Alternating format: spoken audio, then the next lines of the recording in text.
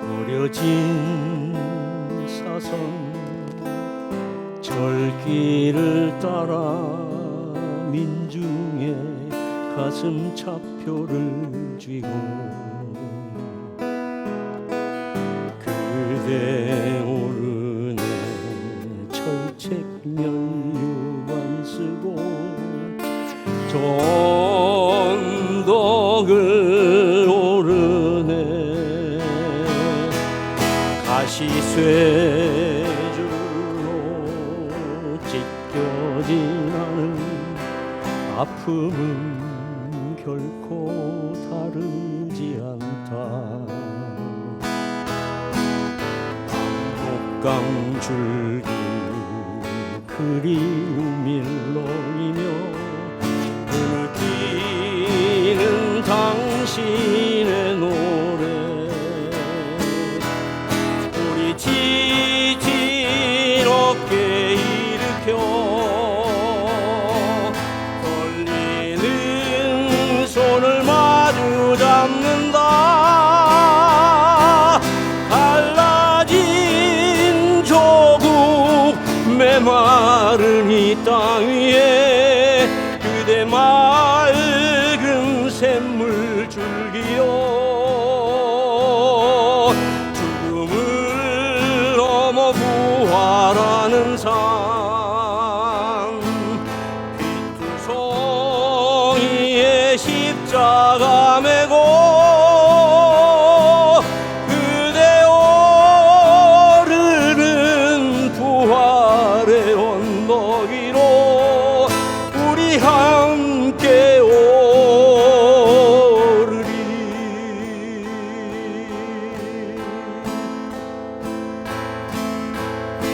우리 지친 어깨 일으켜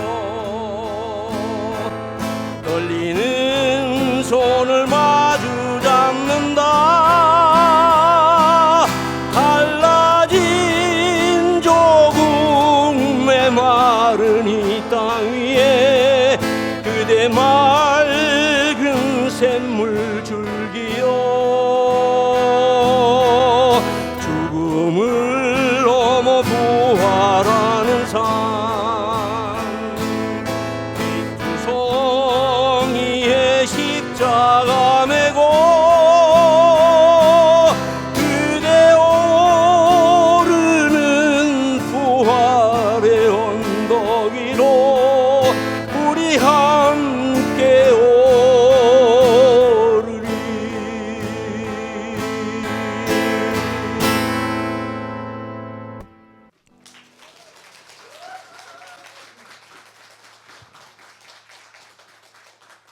저 정호승 시인의 봄길이라는 시 있잖아요.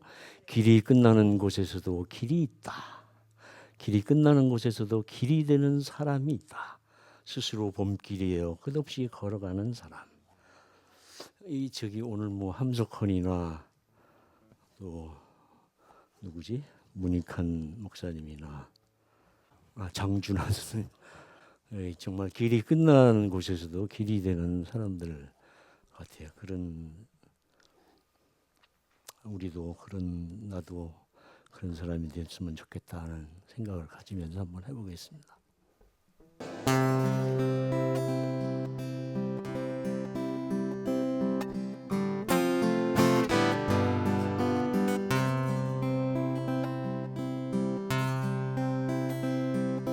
길이 끝나는 곳에서도 길이 있다. 길이 있다. 길이 끝나는 곳에서도 길이 되는 사람이 있다. 스스로 봄길이 되어 끝없이 걸어가는 사람이 있다. 강물은 흐르다가 멈추고 새들은 날아가 돌아오지 않고 하늘과 땅 사이에 모든 꽃잎은 흩어져도 보라 사랑이 끝난 곳에서도 사랑으로 남아있는 사람이 있다. 스스로 사랑이 되어 한없이 봄길을 걸어가는 사람이 있다.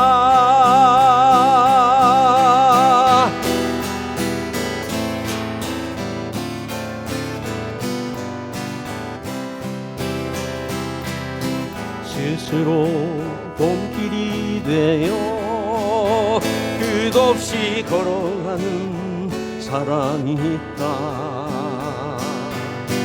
강물은 흐르다가 멈추고 새들은 날아가 돌아오지 않고 하늘과 땅 사이에 모든 꽃잎은 흩어져도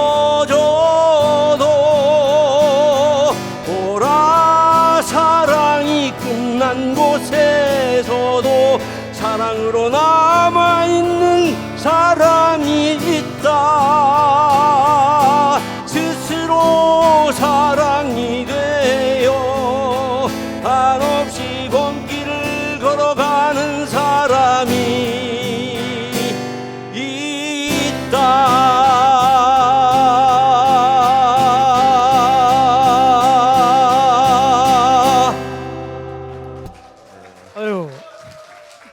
너무 아름답고 감동적인 노래를 불러주셨습니다. 우리 목사님이자 가수이자 운동가이자 또 한일 또 평화운동 비핵 평화운동가이자 엄청난 일을 많이 하시는데 오래오래 운동을 더 많이 하시라고 박수 한 번 더 쳐드리죠. 감사합니다. 네, 이제는 드디어 우리가 기다리던 메인 강연 시간이 왔습니다. 서울대 명예 교수이시자 또 여러 가지 여산생명재단 이사장님이시면서 평화통일운동에 또 굉장히 관심 가지시고 또 시민의회 얼마 전에 여기서도 시민의회를 말하다라는 주제로 바로 노무현 재단에서도 학술대회를 했었습니다. 우리 또 K평화통일연대를 사랑해 주시고 또 코리아나시람도 사랑해 주셔서 함께 해 주셔서 너무 감사드리는데요. 촛불 행동에 옛날에 우리 또 많이 보셨죠? 저기 서초동 그 검찰 그 앞에 우리가 타도 뭐 한 거 할 때 그때 일선에서 마이크 잡고 시민운동도 많이 해주셨습니다. 자, 그러면 이어서 우희종 교수님 강의 들어가기 전에 한 말씀 하고 들어가시죠. 예, 안녕하세요. 지금 소개받은 우희종입니다. 뭐 오늘 이런 자리에서 제가 또 이렇게 발표하게 된 거는 어떻게 보면은 저는 뭐 이런 평화학이나 혹은 뭐 북한학이나 혹은 이런 뭐 정책교 쪽도 아닌데 한번 하라 이런 거는 아마 일반 시민의 입장에서 한번 느낀 거를 한번 나눠보자 뭐 이런 취지 같습니다. 그래서 오늘 어떻게 보면은 이 극히 비전문적인 이야기를 하게 돼 가지고 여러분께 매우 좀 죄송한 마음은 있습니다. 그렇지만 또 한번 같이 생각해 보는 걸로 해서 시간을 한번 같이 갖도록 하죠. 그럼 들어갈까요? 네. 그 김진양 이사장의 발표에서도 있었던 것처럼 지금은 이제 남과 북이 적대국 상태로 정전 상태죠. 뭐 어떻게 보면은 그 냉전 시대에 거의 70년도 넘게 이어온 냉전 시대를 다시 되돌아가는 상황이 된 것 같습니다. 어떻게 보면은 뭐 최소한 공식적으로 6.15 선언 이후로 부단한 어떤 남북 간의 평화 노력이 이제는 뭐 완전히 그 거의 70년 전으로 되돌아갔죠. 이제는 뭐 양측이 적대국으로서 정전 상태이기 때문에 다시 뭐 전쟁이 시작돼도 큰 문제가 있는 건 아닙니다. 그럼 사실 이렇게 생각해 보면 뭐 지금 이런 상황이 된 거 여러 가지가 이유가 있겠습니다만 가장 기본적인 이유가 뭘까요? 어쨌든 여러 가지 상황을 볼 때 가장 바닥에 있는 가장 이 중심인 부분을 얘기해야 되겠는데요. 아, 그럴까요? 당연히 다 여러 답도 맞을 거고 다 직간접적 관계됩니다만 가장 직접적인 거는 저는 정권 교체예요. 네, 사실 지난 정부 때 평양 시민 앞에 문재인 대통령이 정말 그런 연설을 하고 또 김정은 위원장과 함께 백두산도 올라가고 그게 뭐 몇십 년 전 얘기 아니거든요. 네, 근데 이렇게 갑자기 적대국이 된 거예요. 우린 이런 걸 보면서 뭐 여러 가지 복잡한 얘기 할 거 없습니다. 사실 제 오늘 얘기 아예 포인트는 결론부터 말한다면 우리들이 정치의 주체로 나서지 않는 한 이것은 해결되지 않아요. 그냥 뭐 야 국회의원 보고 야 이것 좀 해줘, 뭐 정당들아 이것 좀 해줘. 왜 그럽니까? 우리가 이미 사회의 어떤 변화, 개혁을 위해서 시민들이 어쨌든 그 당시만 해도 지난 총선 때만 해도 그래도 정당이 바꿔주겠지, 진보적 정당이면 뭘 해주겠지. 그래서 뭐 그 당시 촛불 정부인 그 행정 그리고 거의 180석 가까운 국회의 입법, 국가 3권 중에 2개를 확보했음에도 불구하고 결과는 뭡니까? 갑자기 남북이 적대국이 돼서 전쟁 상황이 됐어요. 사실 그동안 많은 사람들이 남북의 평화를 위해서 진짜 수많은 전문가들이 얘기해 왔죠. 정치 외교, 뭐 북한학도 이제 개설돼서 북한학 전문가도 나오고 끊임없이 했어요. 그런데 우리가 지난번에 경험한 것처럼 트럼프가 한마디로 정리했죠. 야, 걔네들 우리 허락 없이는 아무것도 못해. 그렇다면 우리끼리 모여 앉아서 남이 어떻고 북이 어떻고 뭐 북을 알아야 되고 뭐 우리가 뭐 어떻게 풀어야 되고 이런 얘기가 무슨 소용이 있습니까? 미국이 그냥 야, 쟤 조용히 시켜. 아니 그 일국의 대통령이 그래도 평양 시민들 15만 앞에서 그 평화 연설을 하고 같이 백두산에 올라갔는데 그 열기와 열망은 갑자기 어디로 간 거죠? 저는 어떻게 보면 뭐 우리 다 뭐 알고 있는 상황이긴 합니다만 뭐 군사 작전을 제대로 할 수도 있는 나라는 아니에요. 그렇다면 최소한 트럼프가 말한 것처럼 정치나 외교 또 군사력까지 제대로 갖추지 못한 상황에서 우리의 그 정치 외교 국방력으로 남북 문제를 풀 수 있을까요? 이건 아니라는 게 벌써 70년 동안 너무나 명확해졌는데 왜 그 짓을 우리가 반복해야 되죠? 왜 우리가 뭐 이 문제는 어쩌고 저쩌고 뭐 북한을 알고 뭐 지금 우리나라는 OECD에 어쨌든 뭐 국제적으로 인정해주는 선진국이 됐습니다. 그런데 자국의 이런 문제 하나, 분단과 갈등 문제 하나 풀지 못하는 상황에서 과연 무엇을 해야 되는가, 무엇이 필요한 것인가 라는 고민을 하지 않는다면 그건 멍청이죠. 저는 뭐 뭐든지 반복하는 거 굉장히 싫어합니다만 똑같은 걸 왜 이렇게 우리 반복하고 있죠? 뭐 평화운동도 마찬가지예요. 반미운동도 마찬가지예요. 네.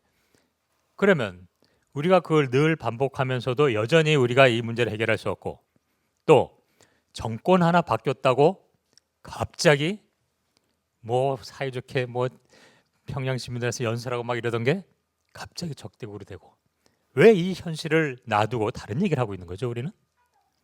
저는 우리가 생각해 봐야 된다고 생각합니다. 어떻게 보면은 우리는 그동안 남북 뭐 문제다.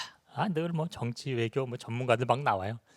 뭐 언론 매체에도 나오면 뭐 심지어는 뭐 요번에 김정은이가 뭐 그 지 탈차를 뭘로 바꿨다더라 뭐 이거 가지고 또 막 또 얘기도 하고 이런 식의 어떤 이 남북 간의 소통과 이해라는 것은 이걸 도대체 언제까지 이것을 계속 반복해야 되고 또 북한아? 아니 당연히 필요하죠. 그러나 북한을 알아야 된다. 뭐 알아서 어떻게 되는 거야. 위에 빅브라더인 미국이 야 쟤네들 뭐 고만시켜 그럼 딱 끝나고 다 그래야 되는데 저는 그런 의미에서 지금 이 신냉전 시대를 맞이해서 어쨌든 미국의 실질적 통제하에 있습니다. 그거 뭐 부정할 수가 없어요. 인정해야죠. 그랬을 적에 최소한 우리가 이것을 뚫고 나가야 되는 건 뭐 지금 윤석열 정부가 됐다고 그래서 뭐 갑자기 적대국이 됐습니다만 뒤집어 말하면 또 이 언제든지 이것을 우리가 또 바꿀 수 있는 이 상황이고 그런 것들은 국제 정세라는 건 고정된 건 아니죠. 그런 의미에서 중미 균형 외교를 우리가 해야만 된다는 어떤 그 당위성 앞에서 더 이상 남북 평화나 이런 분단의 문제를 정치 외교적인 접근만으로는 우리가 좀 생각을 달리해야 된다. 그게 나쁘다는 게 아니라 그것에 더해서 보완될 부분이 있다는 건 분명한 것 같습니다. 결국 지금 상황 현실의 남북 분단 상황에서 일단은 민간 방식의 평화 통일을 활성화해야 되죠. 뭐 이건 직간접적인 어떤 시도 우리가 그동안 어쨌든 그 6.15 선언 이후로 많은 민간 교류와 협력을 해온 경험과 내공은 있습니다. 그러나 가장 그 상황에서 가장 장애됐던 건 이 대북 3중 제재가 있죠. 미국이 제재하는 거, 유엔이 제재하는 거, 우리 정부 남측 정부가 제재하는 거 이런 것들이 없이 과연 우리가 이 문제를 풀어나갈 수 있을까? 우리들이 정말 아무리 목소리 외쳐도 아무리 시민들이 외쳐도 아무리 뭐 국회의원들을 뽑아놓고 너 좀 해봐라 그래 한들 어떻게 보면은 저는 그런 의미에서 가장 포인트는 우리 시민들이 평화 혹은 통일의 의지를 가진 시민들이 정치 주체로 나서야 되는 게 가장 중요하다고 생각합니다. 지금 70여 년간 최소한 지난 뭐 30년, 20년 동안 이러한 어떤 것을 늘 반복하면서 또 여전히 우리는 평화를 원해요, 뭐 통일을 원해요. 그런데 왜 안 해주세요? 애원하고 있을 건가요? 국회의원들이 안 하고 정부가 안 한다면 누가 해야 됩니까? 아이 좋습니다. 시원한 말씀이 아주 좋네요. 네. 그런 의미에서 본다면은 저는 오히려 우리가 이제는 물론 뭐 이제 이 87년 시대와 또 지금 시대는 바뀌었어요. 지금은 최소한 3만 불 이상의 어떤 다양해진 사회가 있습니다. 이거를 예전처럼 그냥 어떤 이념이나 혹은 어떤 특정 사상 가지고 뭘 하자는 시대는 같다고 저는 생각합니다. 어쨌든 그런 의미에서 지금의 우리 상황을 다시 한번 보자면 어쨌든 저는 우리의 모습을 이렇게 보면 그래요. 링 위에 올라가서 열심히 남과 북이 싸우고 있습니다. 요 주최 측은 자신들 이제 이 경기 흥행해서 돈 벌고 그러려고 자기네와 다른 우리 가족을 올려놓고 이렇게 싸우게 만들어놨어요. 그럼 막 부추기고 있잖아요. 이걸 끝낼 때 우리는 지금까지 되풀이온 거는 야 우리 북한에 대해서 알아야 돼. 물론 틀린 말은 아니지만 그리고 야 상대방과 잘 얘기해서 어떻게 뭐 평화롭게 가야지 뭐. 아 지금 쌈판이 올라와 있는데 이런 거를 이 경기를 뒤에서 이렇게 조종하는 놈은 주최 측은 이거 끝낼 생각 없어요. 이거 계속해야 뭐 수익 계속 들어오고 그러잖아요. 전 이래서 이제 전등록에 있다는 한 말 한로 축계 사자 교인이란 말이 있습니다.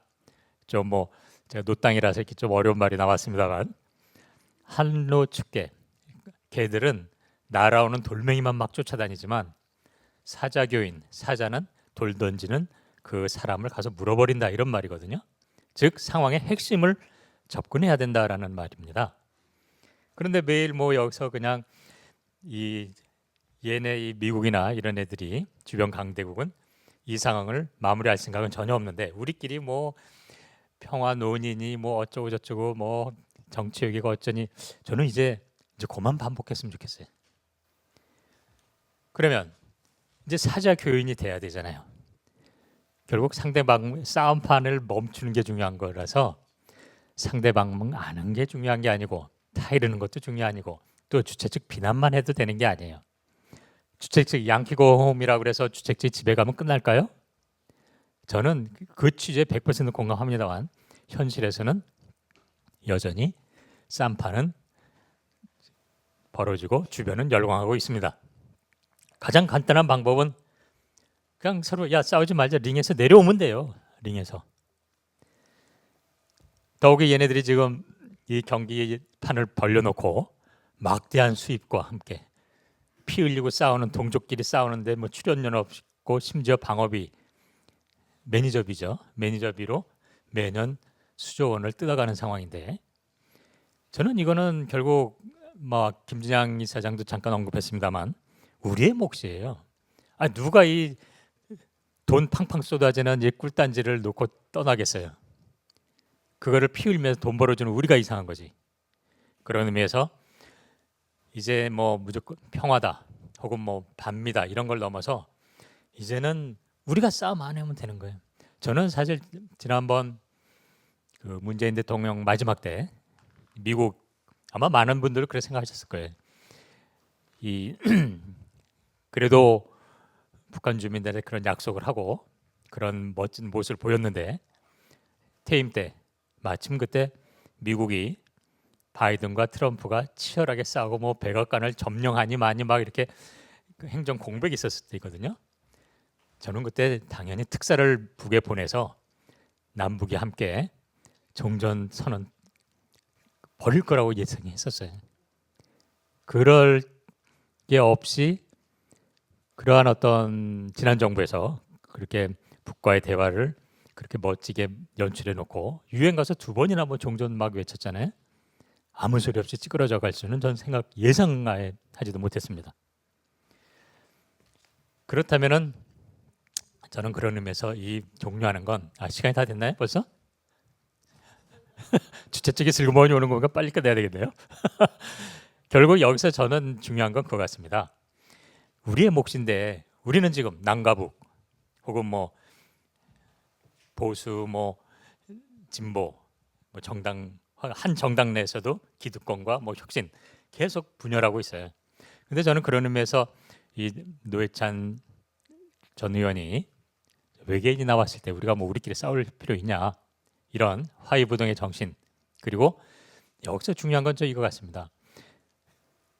우리 민간인이 아무리 정부와 뭐 이거 국회 얘기해도 안 들어줘요. 사실 이명박 때도 그 어느 나라도 혹은 그 후에도 그 수용하지 않는 수입 조건으로 미국 쇠고기를 그냥 미국 말에 따라서 막 해왔을 때 그런 짓을 하거나 또 살아있는 탄저균이 들어왔을 때 그거는 그 당시 정부가 이 안보리에 이거 생물무기 제재가 왔다 그거 해달라 요청만 하면 즉시 안보리에서 그건 규정상 조사위가 파견될 수 있는 상황에도 불구하고 정부가 침묵했습니다. 박근혜 정부 때죠. 그런 의미에서 이 남북의 문제는 사실 민만의 문제로 자꾸 접근하는 건 저는 그런 걸 반복하는 건 이제 멈춰야 된다고 생각합니다. 그래서 이 민과 관, 뭐 지금은 관이란 말은 뭐 옛날 표현입니다만 정부가 함께 종전선언과 평화협정을 나가지 않는 한 그냥 우리끼리만 한다면 그건 메아리로 끝난다. 그래서 저는 이 주체적 민간 평화 운동이 필요하다. 더 이상 정치 외교나 북한만으로만 한정하지 말고 그 보완을 해야 된다. 그럴 때 이미 민간 방식의 평화 통일 운동은 그동안 많이 해왔습니다. 여러 이 진보 정부 안에서요. 그런 의미에서 본다면 이제 약간의 방향 전환은 지금 사실 아까 얘기 잠깐 나왔습니다만 이 자리에 20대 30대가 몇 명이나 될까요? 그리고 아시다시피 이러한 남북 평화와 공존 통일 문제에 대해서 소위 MZ 세대는 관심이 없습니다. 그들의 책임일까요? 저는 그런 의미에서 우리 사회 평화 통일 교육 자체를 초중고 교육 제도 안에 자리 잡도록 해야 된다고 봅니다. 그리고 그것을 가장 맡고 있는 악법인 국보법, 그냥 학교에서 이 북한의 문제를 조금만 얘기를 해도 언제든지 잡아갈 수 있는 게 실제로 벌어졌었죠.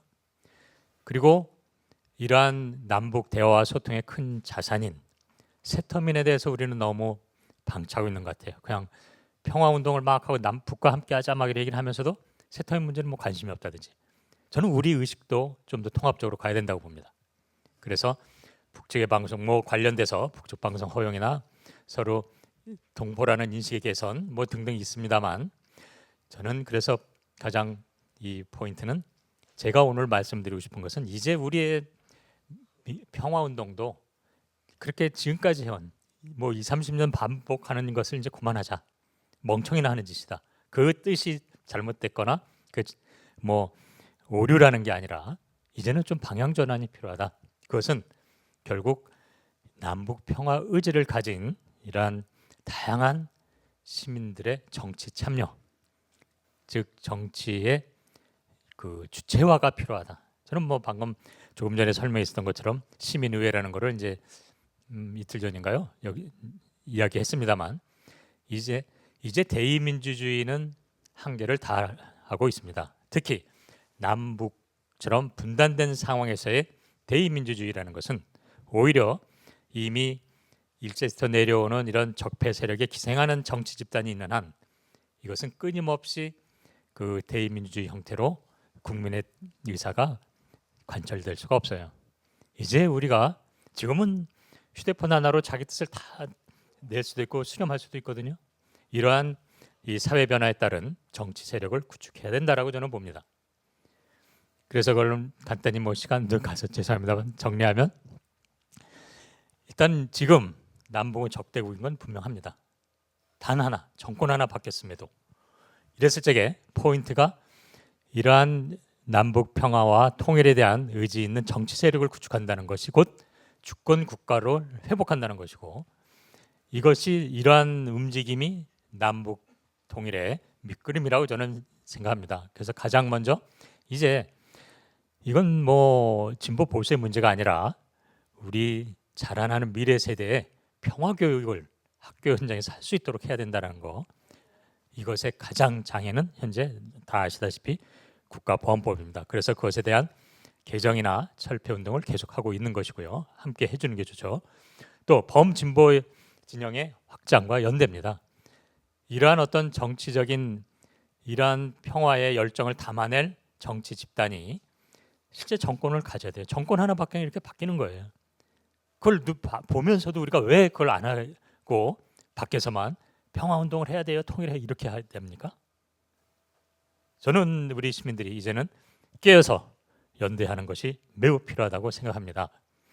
그런 의미에서 지금의 양당 정치는 뭐 여러분 뭐 나온 김에 한다면 민주당에 국민의힘당에 남북 통일이나 공존에 대한 것이 강령으로 있는 거 혹시 확인해 보셨나요? 어느 당도 없어요. 지금 남북의 이 평화 공존을 당의 강령으로 한 것은 딱 당 하나가 있습니다. 모시기 당인데 제가 생략하고요. 네. 결국 이렇게 이 양당 정치 체제 속에서는 민족의 문제라든지 거시적인 국가 발전에 대한 의제는 두지도 않아요. 왜? 그냥 현실의 문제만 막 다뤄서 표만 얻으면 되기 때문에 저쪽 비난만 하고 표 얻으면 되는 거거든요. 이러한 양당 정치를 뛰어넘는 이러한 정치 세력을 우리가 만들어내야 됩니다. 그리고 또 하나는 그런 맥락에서 본다면 우리는 해외 동포와의 이것을 너무 잊어버리고 있는 것 같아요. 지금은 이제 750만인데요. 이것은 뭐 더 제가 설명 안 해도 되겠습니다만 구체적으로 함께 할 수 있는 법안을 만들어내서 해외 동포들은 굉장히 통일에 대한 열망이 높습니다. 그들은 뭐 밖에서 정말 자국이 분단 싸우는 걸 너무 보니까요. 이러한 이 동포들의 유대, 또 조금 전에 말씀드린 내부적인 세터민들의 이런 관련 법안, 뭐 오늘은 세세한 거 얘기할 때는 아닙니다만 결국 그런 의미에서 6번에 말씀드린 것처럼 지금 우리는 현실은 신냉전 시대입니다. 저는 뭐 그걸 부정하진 않아요. 그걸 부정하는 건 멍청한 거죠. 그 대신 우리가 잘못인 것은 70여 년 전의 냉전 논리로 신냉전 시대를 접근하고 있는 것 같아요. 이것부터 저는 우리가 생각을 바꿔야 된다고 봅니다. 그리고 이것은 주체자인 우리가 바꿀 수 있다는, 풀어낼 수 있다는 자신을 갖고 나아가야죠.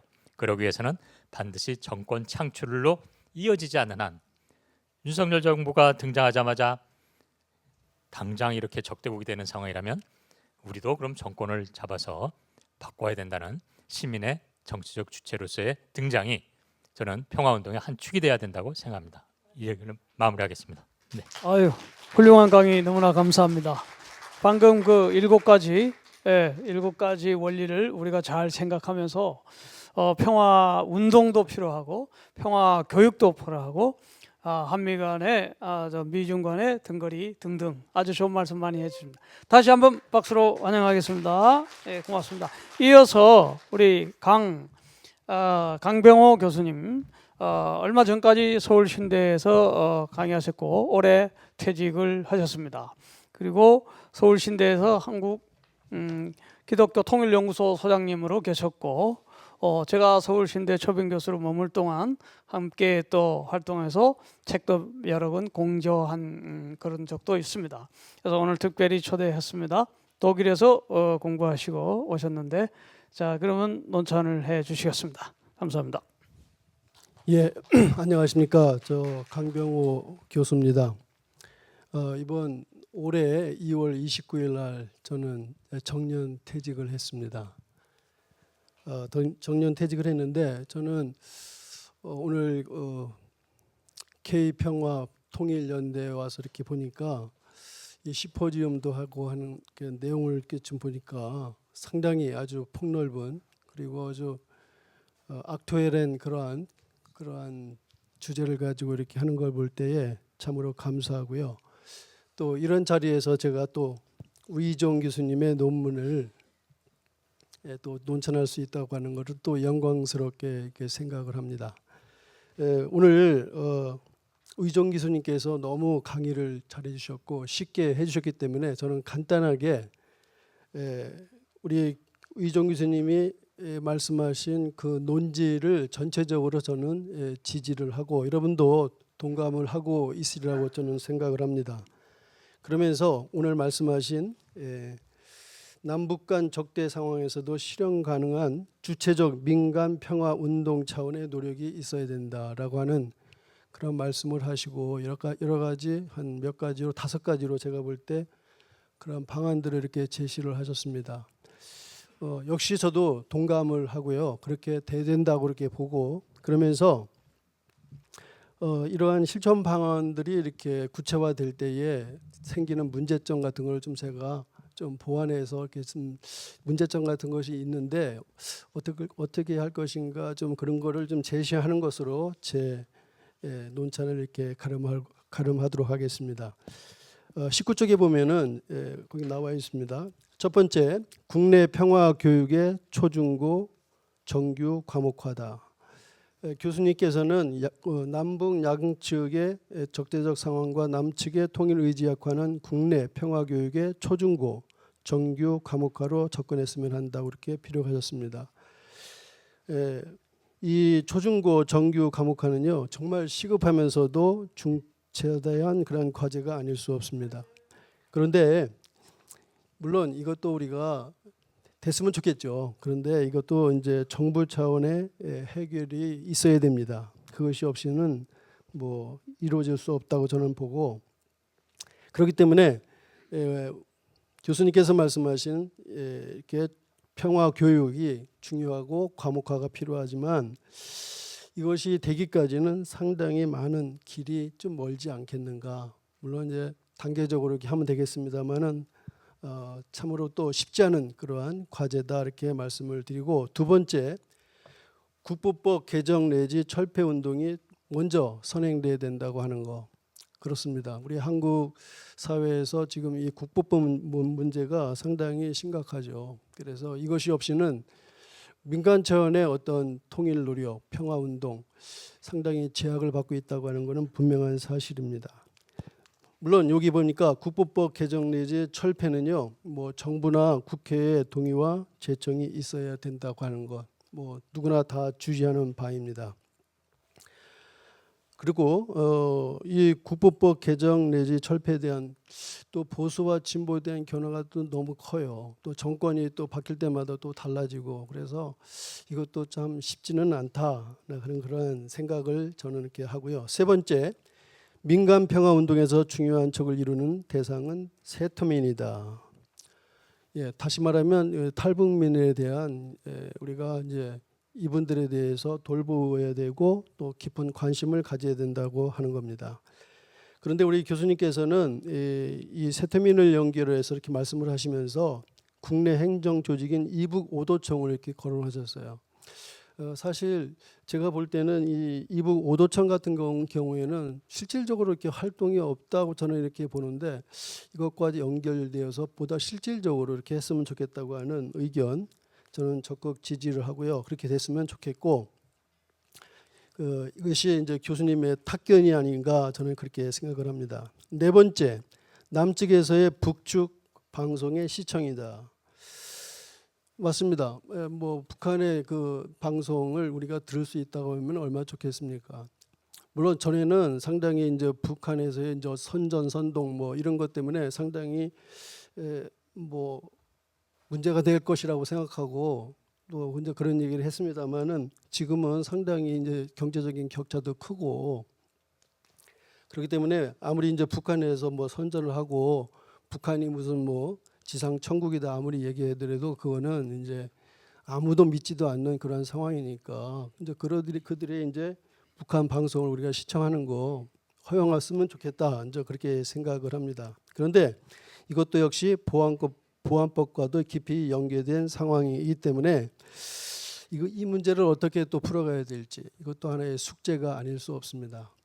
그래서 우리 우의종 교수님께서는 이렇게 여러 가지로 제시를 해주셨는데, 다들 보면 이렇게 모든 그러한 지금 뭐 5가지, 뭐 마지막 5가지는 남북 평화 의지의 다양한 시민 참여 및 정치 세력의 구축이다라고 하는 거고요.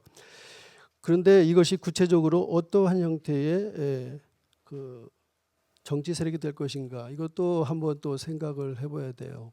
그냥 막연하게 이럴 것이다 하는 것이 아니라 이제 구체적으로 어떻게 형태를 만들어야 할 것인지, 이런 것도 하나의 과제가 아닐 수가 없고, 그래서 교수님께서 말씀하신 여러 가지 제안들, 실천 방안들 참 좋아요. 그런데 이제 이것을 실질적으로 우리가 이거를 구체화할 때는 어떻게 해야 할 것인지, 이것도 하나의 숙제로 남겨 있다 이렇게 생각하고, 혹시 이제 우리 우 교수님께서 이렇게 이제 혹시 좋은 생각이 있으시면은 말씀해 주시면은 감사하겠습니다. 저는 이것으로 오늘 논찬을 가름하겠습니다. 아유, 좋은 논평 엄청 감사합니다. 어떻게 할 것인가 구체적으로 이야기하라고 다구치셨는데, 제가 볼 때는 그 시민연대가 깨어서 의식해서 주체적인 정치 세력을 만들어 나가야 된다. 아마 그런 것도 있을 것 같은데, 제가 정권 교체를 해야 된다 등등 이런 것이 아까 막판에 좀 있었던 것 같아요. 그래서 하여간 4월 10일 우리가 좀 뭔가 좀 판을 한번 바꿔보는 시간이 됐으면 좋겠습니다. 이제 드디어 연속해서 오늘의 마지막 강의가 되겠는데요. 너무나 존경하고 훌륭하신 이장희 교수님이십니다. 이장희 교수님은 외국어대학교 명예 교수이지만 옛날 남북한 그 협약석에서 6.15 하면 대표적인 협의회인데 거기에 남측 대표이시기도 하셨습니다. 오늘날도 현재 평화통일운동의 최일선에 나가서 지속적으로 활동을 하고 계십니다. 긴 소리를 안 해도 너무나 훌륭하시기 때문에 자, 큰 박수로 우리 이장희 교수님을 환영하겠습니다. 반갑습니다. 반갑습니다.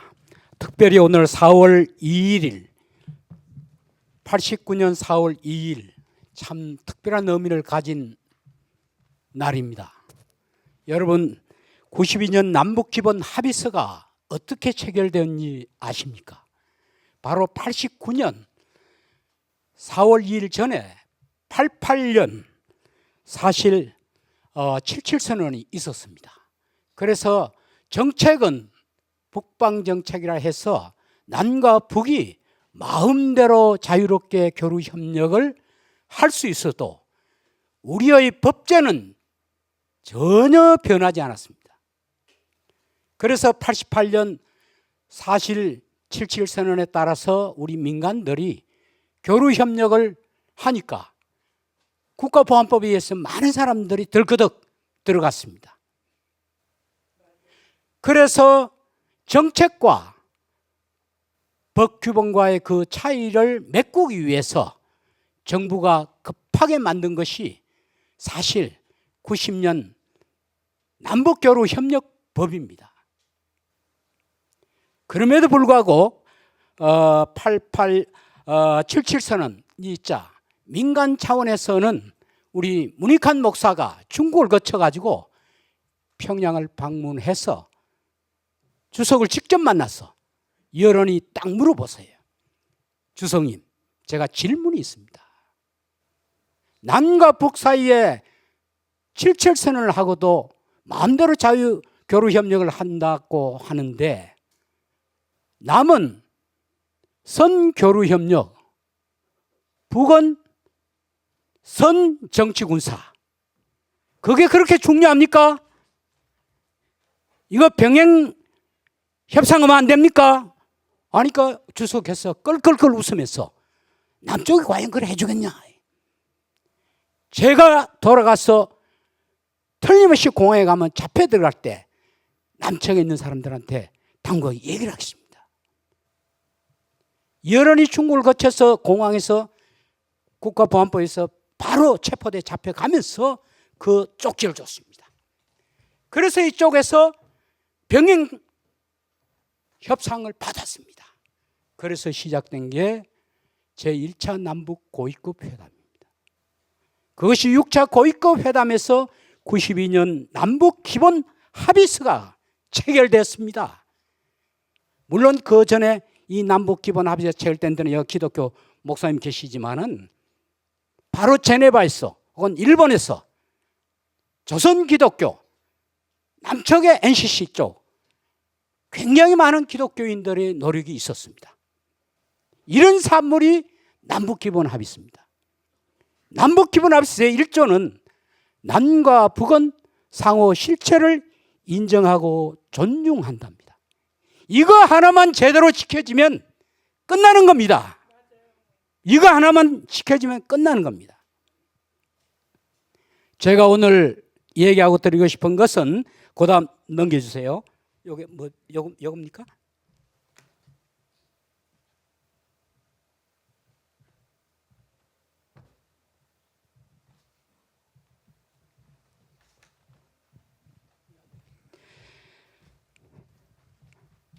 우리 세계사나 역사에서 잘못 끼운 단추가 얼마나 비극을 가져오느냐 하는 것을 여러분들 아실 겁니다. 지금 광복 79년 3.1 독립선언 105주년 된 이 지상에 이와 같은 나라가 없습니다, 사실. 그런데 사실 지금 이 79년 되는 광복 79년 된 장기 분단 속에서 왜 우리가 신음하고 있습니까? 냉전 체제와 식민지, 과거사 청산 문제 때문에 우리가 지금 신음하고 있습니다. 이 냉전 체제의 원조는 뭐냐? 51년 샌프란시스코 체제입니다. 43년, 45년 카이로 선언, 포츠담 선언은 이 전쟁이 끝나면 조선은 적정한 절차를 거쳐서 인디코스 자유로운 민주 독립국가가 될지어다 샤르입니다. 이것이 국제사회 합의입니다. 그런데 이것이 43년, 45년 포츠담 카이로 선언의 국제적 합의가 왜 태평양 전쟁을 종결하는 51년 샌프란시스코 조약에 그게 반영이 안 됐냐 이거죠. 여기에는 미국의 가장 큰 책임이 크고 일본의 소위 말하는 요시다 에치슨 교환 공문서라는 게 있는 겁니다. 바로 47년에 미국의 트루만 서론이라는 바로 미국의 외교 정책이 냉전 체제로 바뀝니다. 2차 대전 때 소련과 중국이 연합국으로서 같이 싸웠던 이 동지들이 소련이 사실 볼스비키가 혁명을 일으키고 동구로 공산화를 하고 또 중국이 바로 공산화로 들어가고 그리스가 사회주의 정부가 들어서니까 미국이 이제는 더 이상 중국과 소련은 1947년에 여러분들 윈스턴 처칠이 풀다 대학에서 The Cold War has begun. 냉전은 시작됐다. 이제 미국은 중국과 소련이 연합국의 일원이 아니라 이제는 경계해야 될 대상으로 삼아있기 때문에 동아시아에서 최전선에서 이걸 막아줘야 될 나라 가운데 일본의 힘이 필요했던 겁니다. 그게 바로 일본의 요시다 에치슨 두 사람이 짝짝꿍을 해서 사실 미국은 처음부터 51년 샌프란시스코 체제의 초안 작업에서는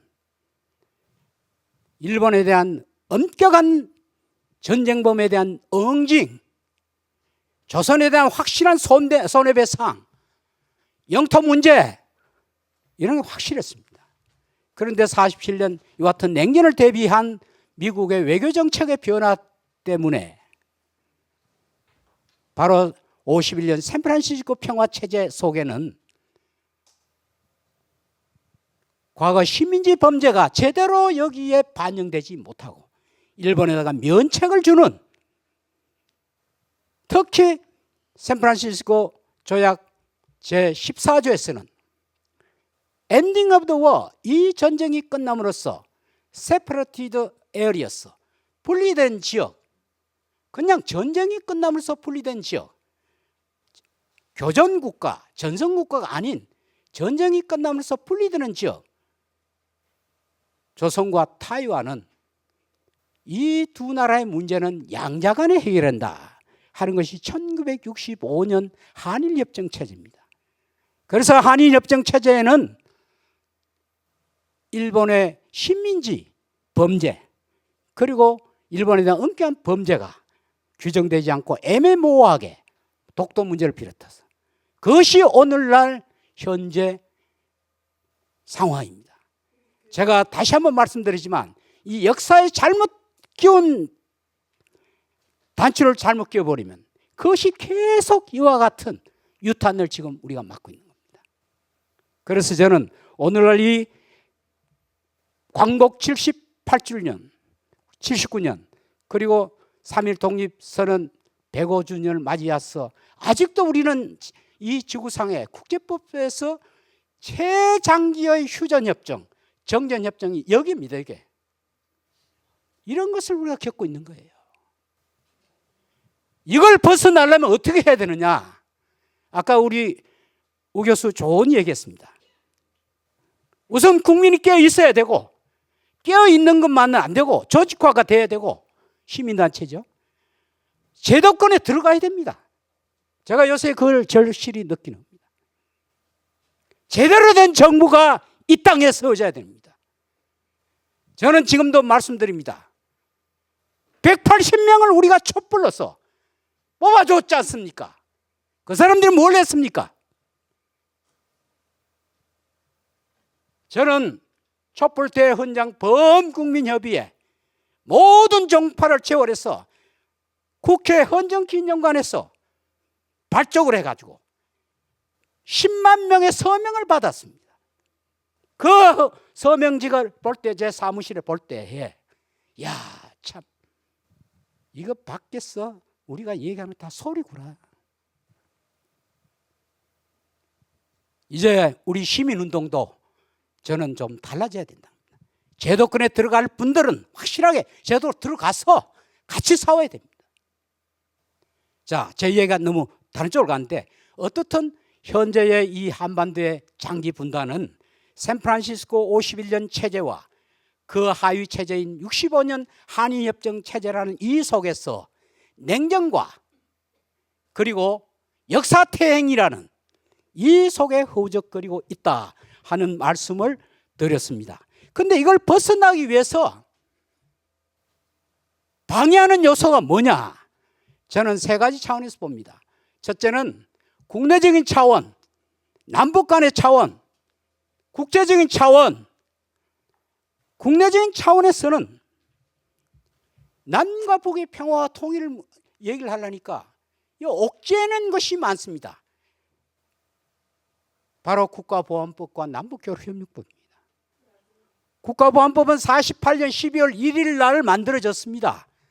왜 만들어졌냐? 그 당시에 아다시피 4.3 사건이니 등등 있어서 형법이 만들어지지 않았기 때문에 형법이 만들어지면 한시법으로 그 법을 만들었습니다. 그런데 53년 형법이 만들어졌는데도 아직도 이 국가보안법이 있습니다. 국가보안법을 여러분 잘 아다시피 일본의 치안유지법과 바로 방공법이 합산돼서 지금 내려오고 있습니다. 국내적으로는 이 냉전 법제를 어떻든 폐기를 해야 남과 북이 교류 협력하는 게 범죄시 되지 말아야 됩니다. 작년에 간도대 지진 100주년 추모 기념회 참석한 우리 시민단체 대표들이 거기에 조청년이 총련 인사가 참여했다 해가지고 교류협력법 30조 위에 가지고 북한의 구성원으로 만나는 걸로 해서 그럴 경우는 신고해야 된다. 신고하지 않았다. 벌금을 물고. 이게 지금 우리 대한민국 현실입니다. 그래서 첫째 차원, 국내적 차원에서는 저는 어떻든 이 냉전법제를 없애야 된다. 그래서 제가 최근에는 당장 국가보안법 교류협력 바꾸자 하니까 저항세력이 너무 많으니까 좀 애둘려서 남북 정상합의 법적 구속력 부여 특별법을 만들자. 국가보안법 만들자면 바로 막 덤비니까 남북 정상합의 법적 구속력 부여 특별법을 만들자. 만약에 이 법을 만들어서 이 법에 따라 가지고 북조가 교류할 때 국가보안법을 걸면 특별법이고 신법 우선 원칙이고 헌법재판소에 가면 이게 우선합니다. 그렇게 하는 게 제 하나 제안입니다. 그래서 제가 통일뉴스에도 민족화해법을 만들자. 그래서 우리 이현배 선생 중추사에서 발표해달라 해서 국회에서 기자회견도 했는데 자, 그게 제 핵심이고, 두 번째, 남과 북 사이에 어떤 방안이 없느냐. 나는 남과 북 사이에 합의할 건 더 이상 나오지 않습니다.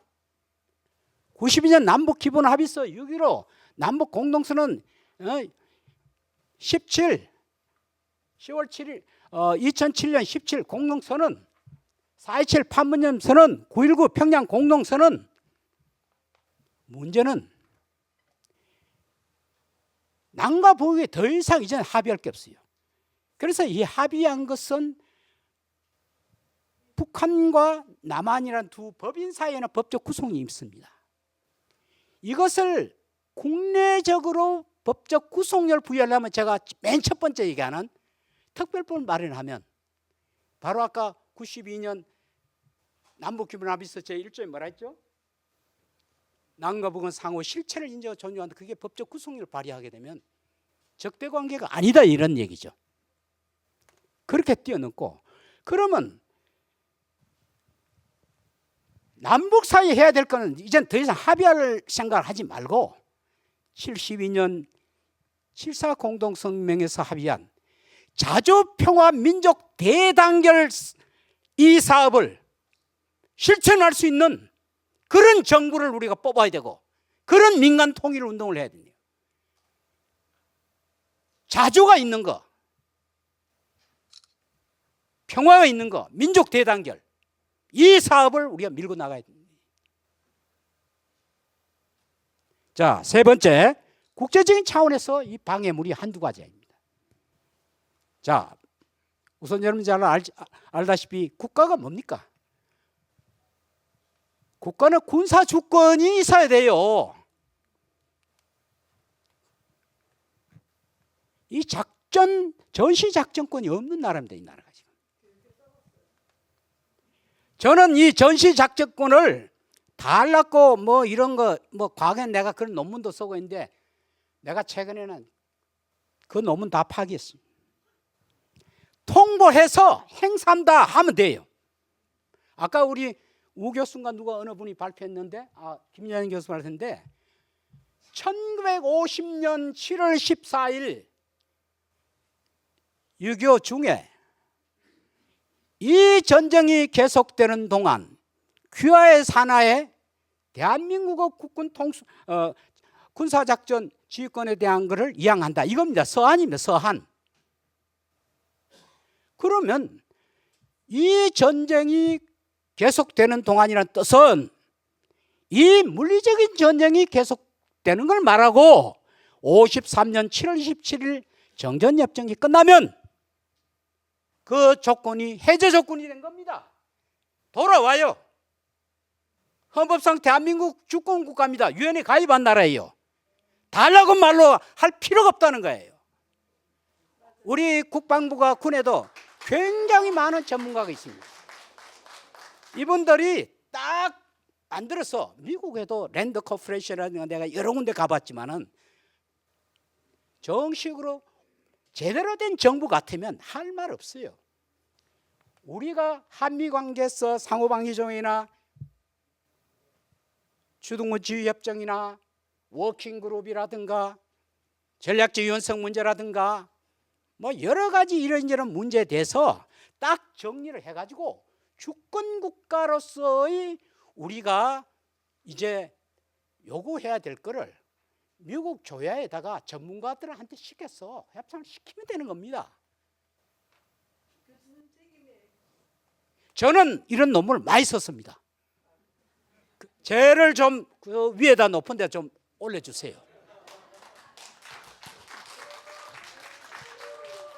내가 그걸 생각해보니 이제 농담 같지만 노무현 대통령 때 아까 이재정 장관 가셨는데 나보고 통일부 장관 하라고 여러 번 얘기하는 걸 내가 그때 관둔 게 좀 후회가 됩니다. 지금.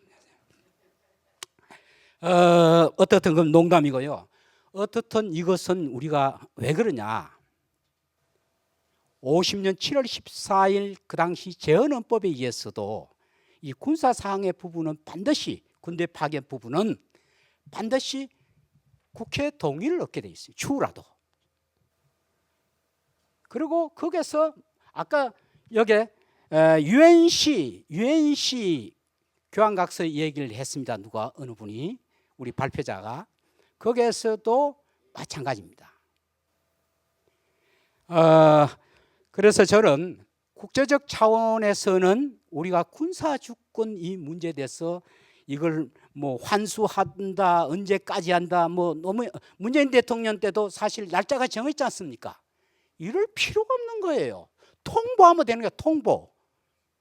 통보해서 저쪽 반응이 나올 거 아닙니까? 그때도 이론적으로 붙는 거지. 그때는 그렇죠. 에? 자, 제가 여기서 UNC 얘기를 했네요. 뭐 이미 많이 했고. 그런데 최근에 이게 UNC란 게 요상한 게 나오는데 제 얘기는 왜 UNC가 이렇게 중요하냐면 냉전 체제 가운데 여러 가지 체제가 있는데 53년 정전 체제가 냉전 체제의 상징인데 그 정전 협정의 북측의 서명 당사자는 알다시피 중국하고 또 우리 북한이 돼 있지만 남측의 서명 당사자는 UNC가 돼 있습니다. 이게 UNC가 돼 있는데 뭐 여기 우리 저 문장열 교수님 아주 전문인데 실질적으로 이와 같은 업무들이 우리 한국군하고 많이 상의를 해서 하고 있습니다. 그래서 이 기능을 실질적으로 한국군이 이양을 해버리면 돼요. 이양을 받아야 됩니다. 그리고 94년 이후부터는 UNC가 지금 북측이 나오지를 않습니다.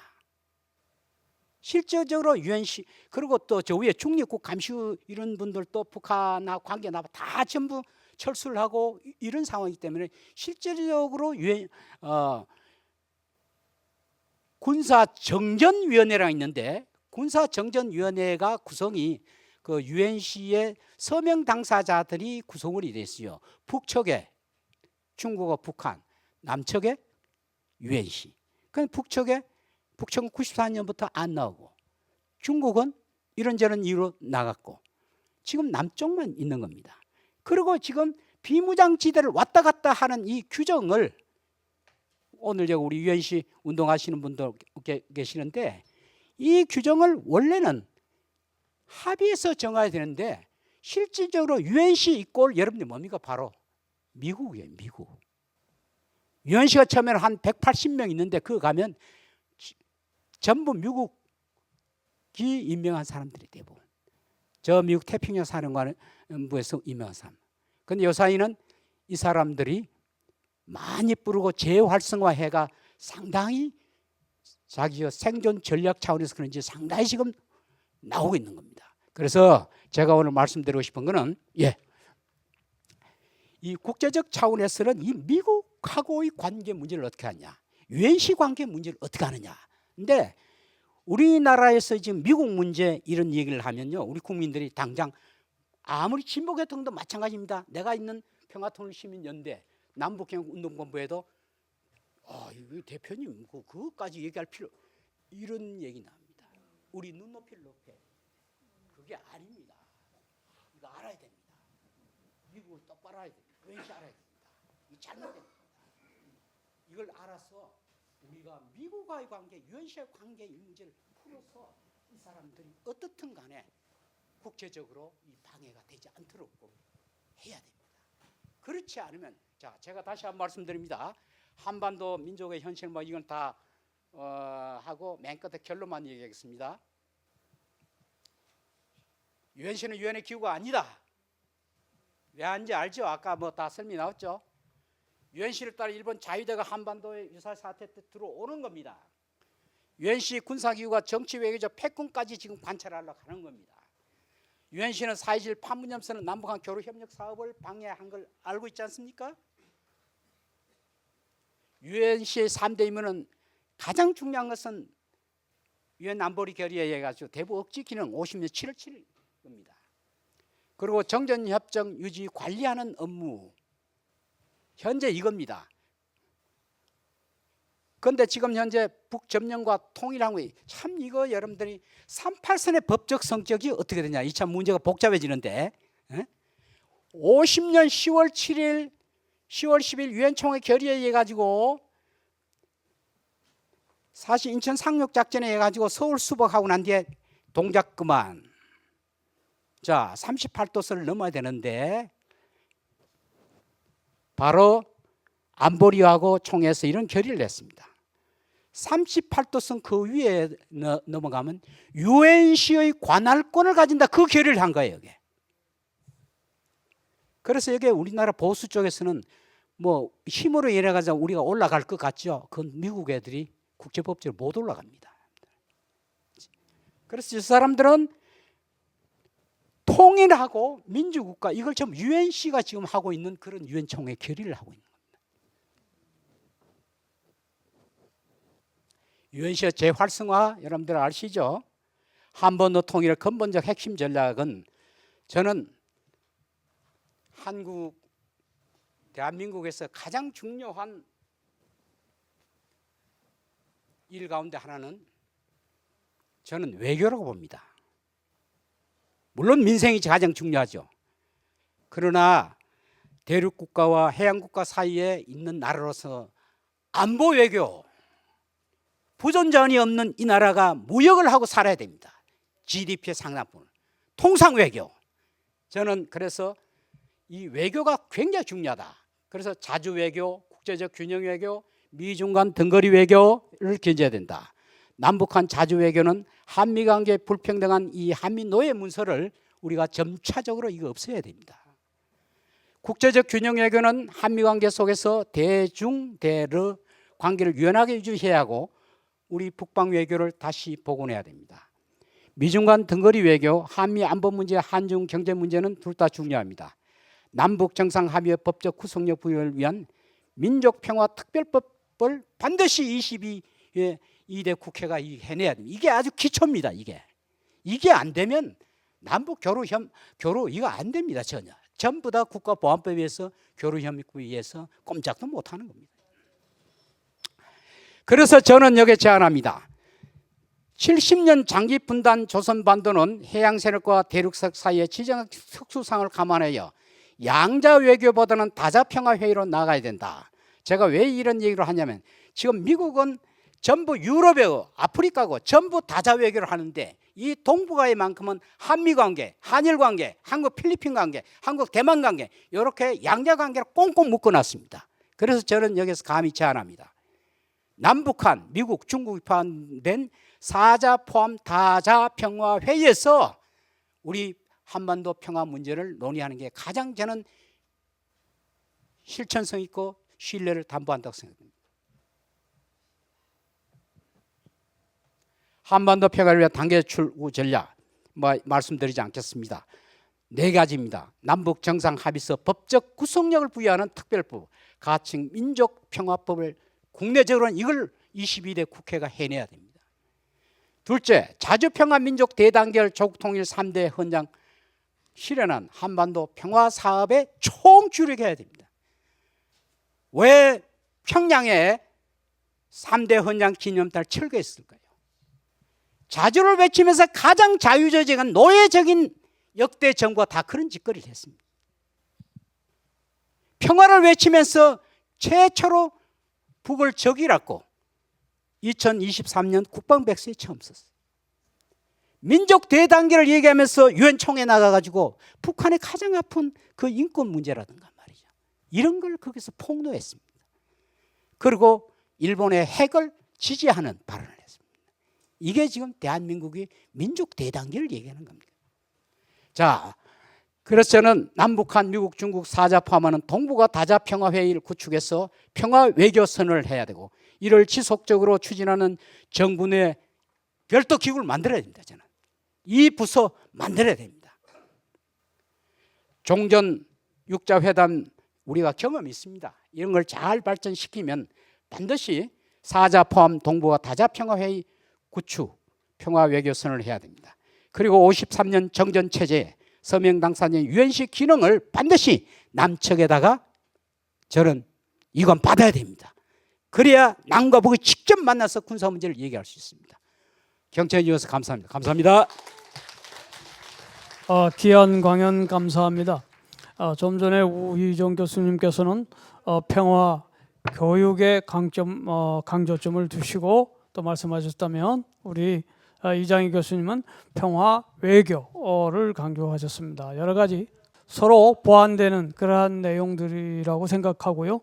여기 인권과 통일이라는 박한식 교수님이 얼마 전에 쓴 책에 방금 강연하신 이장희 교수님께서 추천사를 쓰셨어요. 그리고 이재봉 교수님하고 두 분이 이 책의 추천사를 썼는데 들어오다 보면 프론티어에 이 책이 신간으로 소개되어 있습니다. 물론 박한식 교수님의 안보에서 평화 두 권이 나와 있습니다.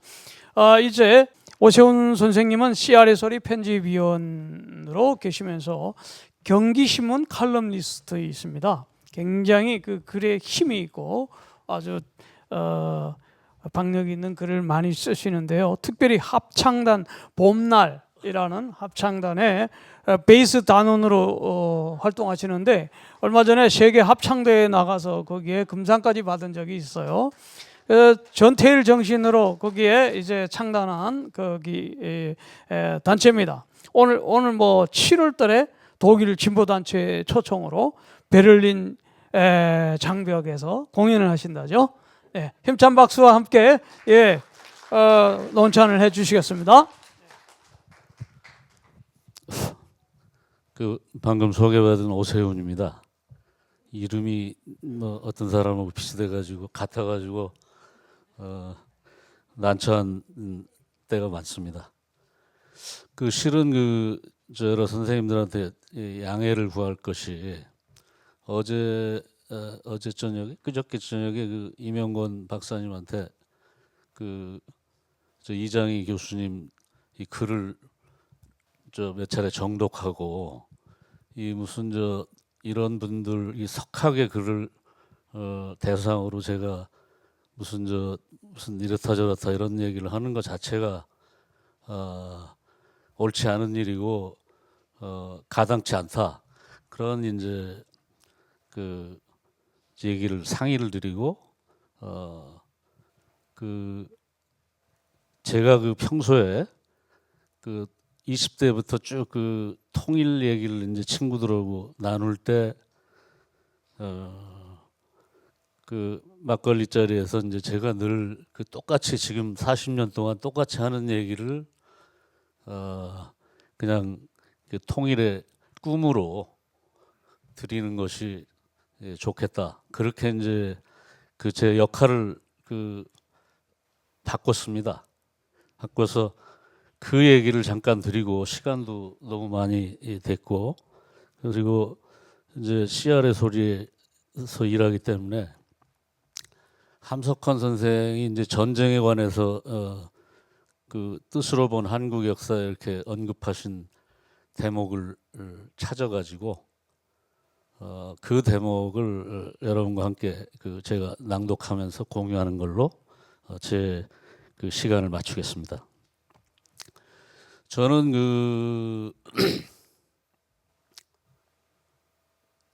지금 이장희 교수님 저 강연 내용대로 이번 새로운 국회가 이제 최우선 과제로 평화통일에 관한 어떤 이 민족이 처한 출구 전략을 실천해서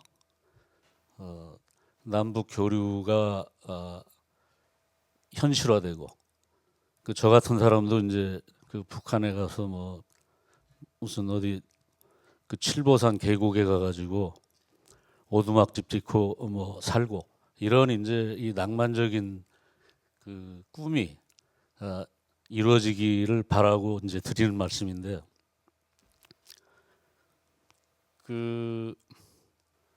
저는 늘 생각했던 것이 요새 20대 뭐 젊은 애들 이제 문제로 이렇게 정치적으로 이슈가 됐지만은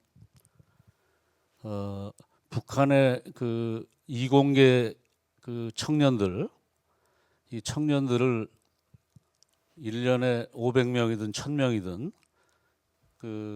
법적, 제도적, 재정적 어떤 합리성을 전제로 그 친구들을 한국의 이 남쪽에 이제 석사 과정 이런 거 그런 쪽으로 여러 대학에 분산 유학을 시켜가지고 그 사람들이 이제 여기서 석사학위 받고 가서 북쪽으로 올라가서 이제 뭐 전문성 가지고 이제 일을 하고 여기서 사귄 어떤 친구들과 나중에 교류하고 그리고 남을 사람 남고 그렇게 해서 여기서 뭐 결혼도 하고 이런 과정이 이제 아주 자연스럽게 이루어지는 그런 꿈을 오랫동안 가지고 있습니다.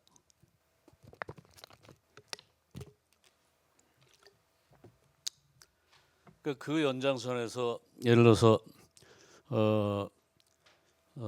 무슨 지자체가 자연 조건이나 뭐 그런 것들이 비슷한 지자체들하고 이제 짝을 맺어서 서로 이제 자매기를 맺어서 교류를 하는데 거기서도 인적 교류를 우선으로 해가지고 예를 들어서 북한의 무슨 저 해주시의 공무원들이 이쪽에 남쪽에 무슨 저 연천군이라든지 이런 데 와서 이제 6개월이면 6개월, 1년이면 1년 이런 식으로 인적 교류를 이렇게 하고 남쪽에서도 물론 북으로 올라가서 이제 똑같은 코스를 그 경험하고 그 하는 과정에서 다정한 어떤 그 공동체 어떤 효과가 발생할 거다 그런 생각을 이제 가지고 있습니다.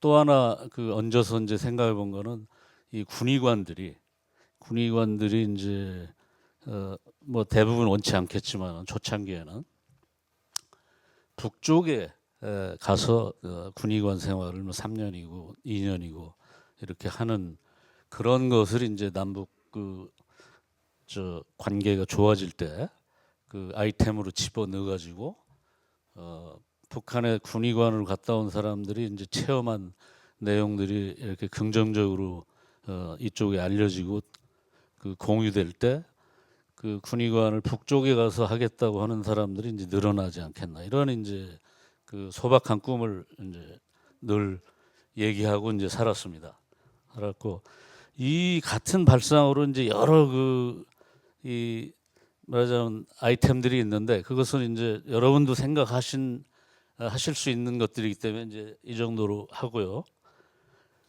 그 함석헌 선생님이 그 전쟁이 일어나면 안 된다 그런 얘기를 아까 우리 이사장님이 했던 얘기의 연장선에서 제가 뭐 3문장밖에 안 되니까 읽고 제 시간을 맞추도록 하겠습니다. 생각하면 우리는 고생하기 위해서 이 세상에 나온 것 같다. 4,000년 넘는 역사에 우리는 이제껏 태평시대라는 것을 모른다. 삼국시대 이후로 하루도 편할 날이 없었다. 그 중에서 다른 민족이 쳐들어온 것만 헤아려도 5, 60회가 되고 모두 다 성하지맹이었다. 성하지맹이라는 것은 무슨 서울이면 그 서울을 둘러싼 성 안으로 적군이 들어와가지고 거기서 내 땅에서 무릎 꿇고 이제 항복하고 굴욕적인 문서에 이제 사인하는 그런 걸 이제 성하지맹이라고 그러는데 모두가 다 성하지맹이었다. 100%. 그렇게 우리는 평안이 뭔지 모르는 국민이다. 우리가 웃었다면 그것은 쓴웃음을 지은 것이요. 우리가 춤을 추었다면 그것은 미쳐서 춘 것이다. 참 불쌍한 민족이다 이런 생각이 이제 들었습니다. 전쟁이 일어나면 안 된다. 그 얘기를 이런 식으로 이제 말씀하신다고 이제 생각해서 여러분들과 공유했습니다. 감사합니다. 좋은 논평에다가 이제 제안 같은 아이디어를 제공을 해주시는 그런 시간이었습니다. 감사합니다. 이로써 우리가 3시간이 넘도록 긴 시간을 가졌는데요. 모두가 소중한 VIP지만 몇 사람만 제가 오늘 꼭 소개시켜 드릴 분이 있네요. 양해해 주시고 몇 사람만 제가 소개하겠습니다. 우리 맨 끝에 앉아 앞에 눈에 잘 띄니까 이찬수 교수님이 서울대 통일평화연구원의 교수님으로 계셨었는데 우리 같은 K평화통일연대 회원이시기도 하시고 보훈처 교육원장님으로 재직까지 하셨습니다. 잠깐 그냥 인사만 해주시고요. 그다음에 또 중간에 저기 앞에 최운산 장군님의 손자 되시는 최성주 선생님이 여기 오셨습니다. 반갑습니다.